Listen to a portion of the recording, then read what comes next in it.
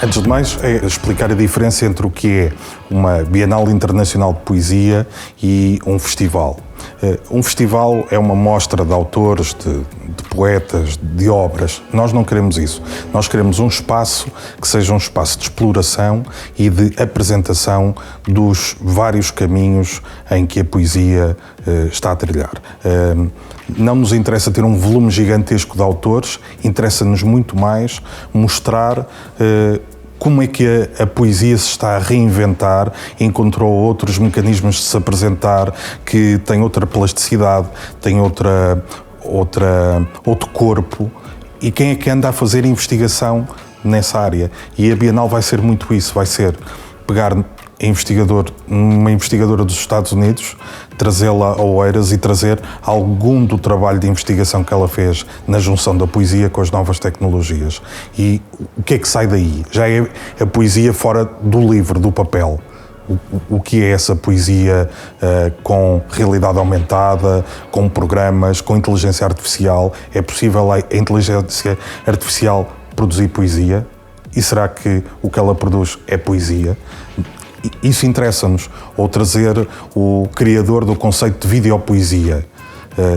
As pessoas em Portugal ainda pensam muito que videopoesia é a ilustração com imagens de um texto poético escrito por um poeta. A videopoesia é outra coisa. A videopoesia é a própria imagem, é corpo poético. Pode ter texto ou não, mas é a imagem que se apresenta enquanto poema, ou seja, é toda uma outra plástica para o conceito de poesia. É isso que a Bienal pretende ser, é repensar o que é este conceito de poesia e olhá-lo de vários prismas. Claro que vamos ter poetas, claro, vamos ter livros, mas é partir para este território mais desconhecido e ver o futuro que nos interessa mais na Bienal. Um dos problemas da poesia foi que, com o modernismo, tornou-se muito hermética. Tornou-se um texto aqui, um leitor que não tenha grandes referências e comece hoje em dia a ler poesia e que vá para os poetas contemporâneos vai ter muita dificuldade em entrar naquela linguagem.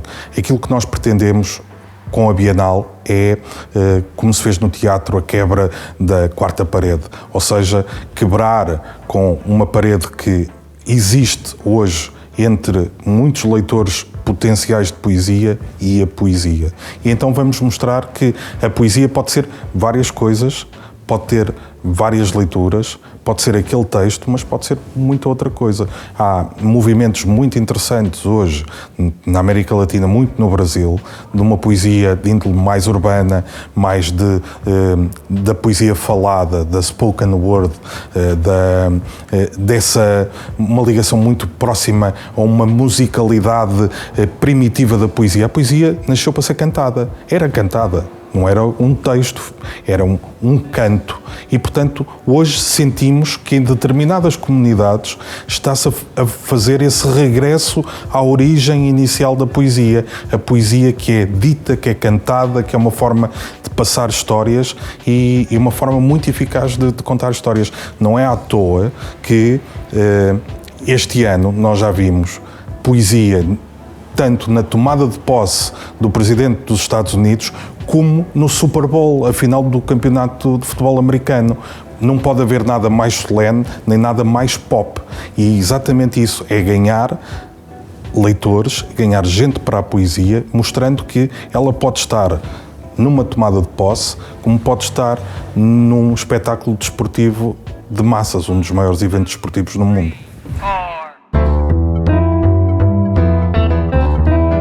É muito raro encontrar gente que objetivamente odeia poesia.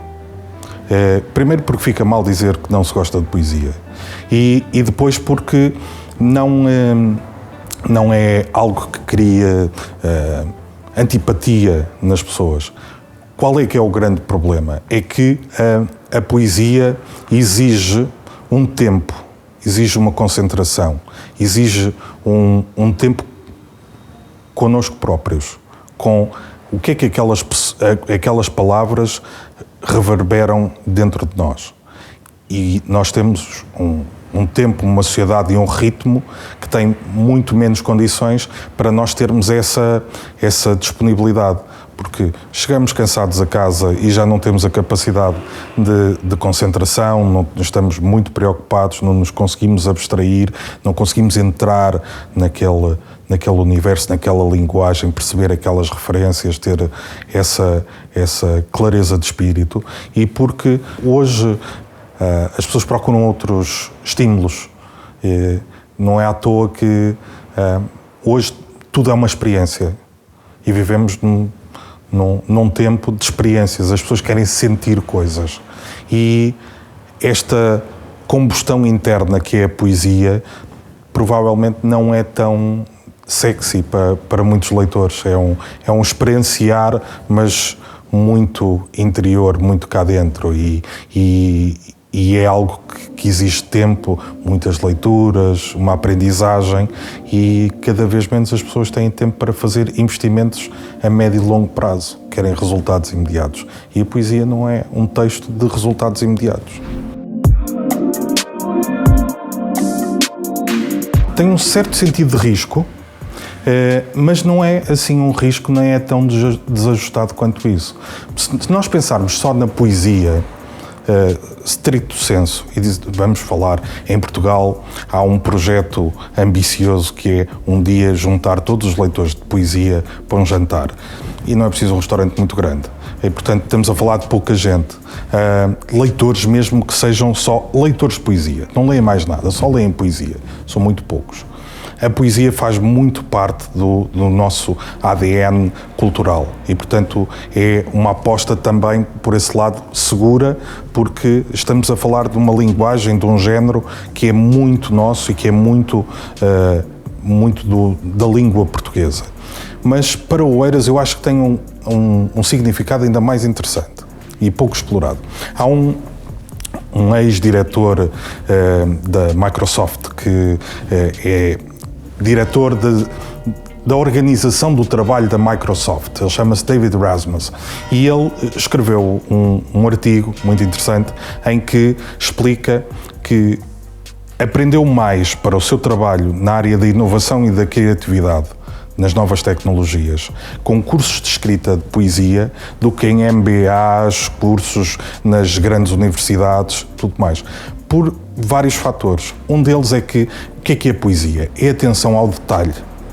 E a inovação é preciso ter muita atenção ao detalhe. Poesia também é design. A forma como o poema está escrito, se nós pensarmos nas métricas, nas estruturas canónicas, no soneto, no vilancete, tudo aquilo tem uma estrutura. 2 quadras, 2 tercetos para um soneto, tem uma estrutura. Temos poesia visual, a poesia concreta. A poesia olha-se também na forma como se apresenta na folha. A paginação para um poeta, como o poema se apresenta na página, é fundamental. Isso é design. A inovação e a criatividade precisam muito do design. A poesia vive muito de colaboração. São muitos os poetas que escrevem, dão a amigos poetas que leem, que dão sugestões. O Yeats, o Cummings, o Ezra Pound liam os textos uns dos outros e faziam sugestões e editavam os textos uns dos outros. Para a inovação e para a criatividade, a colaboração é tudo nas novas tecnologias. O poeta vai descobrir o poema que está dentro desse verso. E, portanto, Oeiras, um território que tem um investimento enorme na área da inovação, da criatividade, nas novas tecnologias, onde tem parques empresariais, onde tem mais de 40 nacionalidades, pessoas que trabalham nessas áreas a viver em Oeiras. Pegar na poesia e juntar estes dois universos faz todo sentido. Será estranho para muita gente, mas quando colocarmos isto em marcha, vai fazer todo sentido e acho que é uma ótima ideia Oeiras ter percebido que estes dois universos parecem antagónicos, são muito mais próximos e fazem muito mais sentido do que outra coisa qualquer. E nós só desenvolvemos com ousadia. E numa terra que tem tanto mar e se não fosse a ousadia de entrar mar dentro e ver o que é que há na outra ponta, o mundo não seria seguramente o que é hoje. E, portanto, vamos fazer isso, é olhar para a poesia, olhar para as novas tecnologias com essa ousadia, entrar e ver o que é que lá há.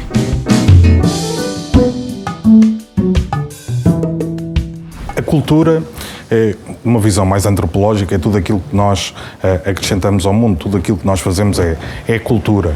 E, portanto, nós na cultura podemos ir sempre buscar apoios para tudo na vida.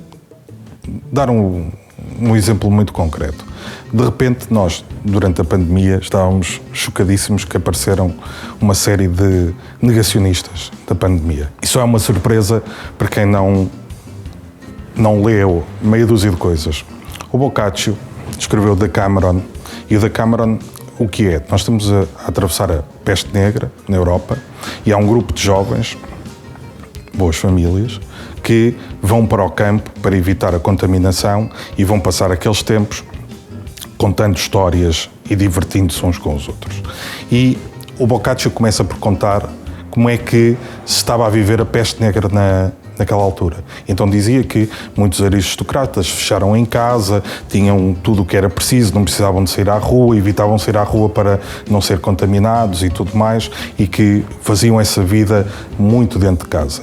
Mas diz também que havia um grupo significativo de pessoas que diziam: não, isto agora é tempo de bebermos, fazermos umas festas, umas farras. Olha, se morrer, morremos, mas vamos e não vamos deixar a nossa vida abalar e vamos continuar a gozar a vida como se nada fosse. Isto foi há uns séculos valentes atrás. Quem lê e quem vê cinema e quem se interessa pela cultura vai perceber que são eternas repetições. Nós voltamos, são variações sobre o mesmo tema. E a cultura ajuda-nos pode parecer um paradoxo. A cultura surpreende-nos, mas também ajuda-nos a pôr as coisas em perspectiva e a não ficarmos absolutamente assombrados com um acontecimento novo. É novo? Será que já não aconteceu algo muito semelhante noutra altura? Já não refletimos sobre isto noutra altura? Hoje vivemos em completo estado de sempre de maravilhamento. Todos os dias são históricos. Toda a gente existe, é um dia histórico.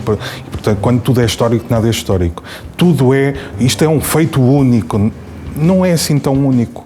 Se nós pusermos em perspectiva na história da humanidade, se calhar não é assim tão único. E, portanto, a cultura ajuda-nos a ter noção da nossa própria dimensão, do nosso lugar no mundo.